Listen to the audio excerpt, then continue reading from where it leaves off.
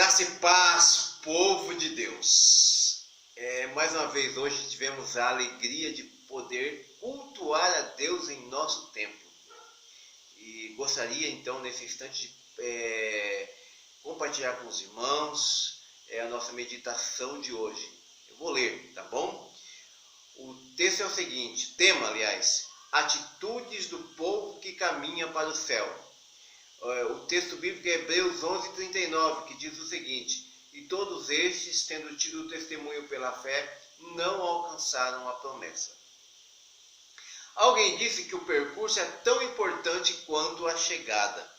No início do século XX, o coronel Percy Harrison Fawcett, um arqueólogo e explorador britânico, se notabilizou por ter abandonado tudo para investir a sua vida na busca de uma civilização perdida na Amazônia. Foram várias viagens da Inglaterra para cá buscando essa cidade. Até que em 1925, numa dessas idas dele, ele se perdeu juntamente com seu filho. Conta-se que a sua esposa morreu esperando a volta dele e de seu filho. Muitos o consideravam lunático, mas, no entanto, recentemente cientistas descobriram vestígios de povos na região aonde ele procurou por anos tal cidade. Ele pode não ter descoberto, mas sem dúvida, Fawcett era um homem destemido e focado naquilo que queria. Essa história me faz lembrar da galeria dos homens e mulheres de fé descrito ali em Hebreus 11. Suas atitudes ao longo do percurso de suas vidas devem ser as mesmas de todos os que caminham rumo à pátria celestial, que já está garantida para todos os que creem em Jesus Cristo. Mas quais são essas atitudes? Primeiro, visão. Visão é o sonho, um lugar aonde se deseja chegar no futuro. Os servos de Deus, descritos em Hebreus 11, esperavam a cidade que tem fundamentos, do qual o artífice e construtor é Deus. Ter uma visão de onde se quer chegar é importante, pois desta forma tem-se direção, rumo para a vida. Sabendo onde se quer chegar, algumas decisões devem ser tomadas.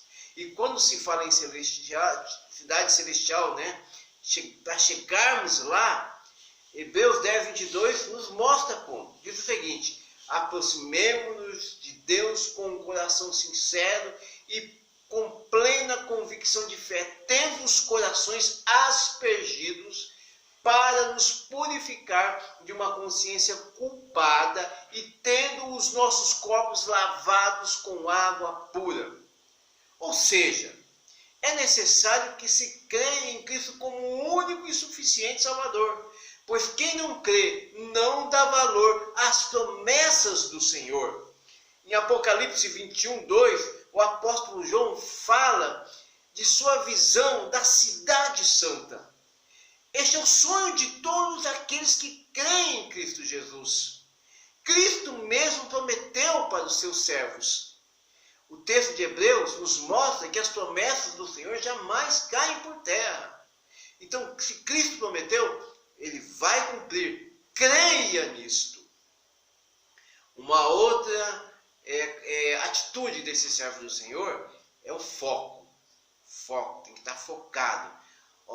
No versículo 24 a 26 de Hebreus 11, vemos o seguinte: pela fé, Moisés, sendo já grande, recusou ser chamado filho da filha de Faraó, escolhendo antes ser maltratado com o povo de Deus, do que por um pouco de tempo ter o gozo do pecado, tendo por maiores riquezas o vitupério de Cristo do que os tesouros do Egito, porque tinha em vista a recompensa.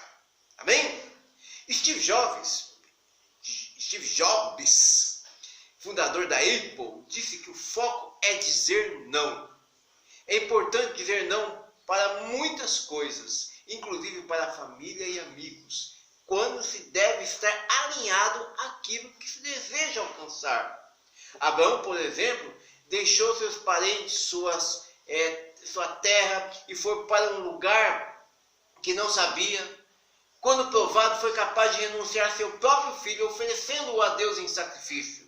Está nos versículos 9 a 17. Ele não permitiu que nada ou ninguém tirasse o seu foco das promessas do Senhor. E assim como Abraão, o texto nos mostra que muitos homens e mulheres de Deus foram perseguidos, passaram pelo fogo, foram apedrejados, dentre outras coisas, porque estavam focados nas promessas do Senhor. E tem uma história que no submarino americano, o S-51, certa noite ele afundou. E todos morreram, exceto 3 soldados. Depois de 3 meses tentando chegar lá no fundo do submarino, os socorristas conseguiram penetrar lá dentro e tiveram uma visão incrível ali. Cada oficial e cada soldado estava no seu posto, ali corretamente. Por exemplo, vou dar um exemplo rápido aqui. Os telegrafistas estavam no lugar onde devia estar, até com um fone de ouvido. Você tem uma ideia, né? Que maravilha, não? Que lição para os soldados de Cristo. Que aconteça o que acontecer, você possa resistir e ser achado ou achada em posição de emissário de Cristo, onde quer que Ele o tenha posto, até o fim. Certo? Olha, pensando em visão e foco, quero encerrar essa meditação destacando outro desbravador, Eurico Alfredo Nelson, que imaginou a região norte ganha para Cristo. Focado nessa visão, diz que os rios eram suas estradas. Eurico Alfredo Nelson organizou várias igrejas no Pará, na Amazônia, no Maranhão e Piauí. Conhecia essa região mais do que todas as pessoas ali da região. Amava essa terra e a ela se dedicou. Tinha foco. Deus tinha dado a visão e ele tinha foco. Existe um ditado seguinte: quem planta tâmaras não colhe tâmaras. Isso porque antigamente as tâmaras levavam de 80 a 100 anos para produzir os primeiros frutos. Atualmente, com as técnicas de produção modernas, esse tempo é bastante reduzido. Porém, o ditado antigo é sábio. Conta-se que certa vez, um senhor de idade avançada plantava tâmaras no deserto, quando o jovem o abordou perguntando: mas por que o senhor perde tempo plantando, sabendo que não vai colher? Então o senhor virou a cabeça e calmamente respondeu para ele: olha, é o seguinte, se todos pensassem como você, ninguém colheria tâmaras. Ou seja, não importa se você vai colher, o que importa é o que você vai deixar. Cultive, construa e plante ações que não sejam apenas para você, mas que possam servir para todos e para o futuro. Amém? Deus abençoe. Uma semana abençoada para todos vocês. Amém? Glória a Deus.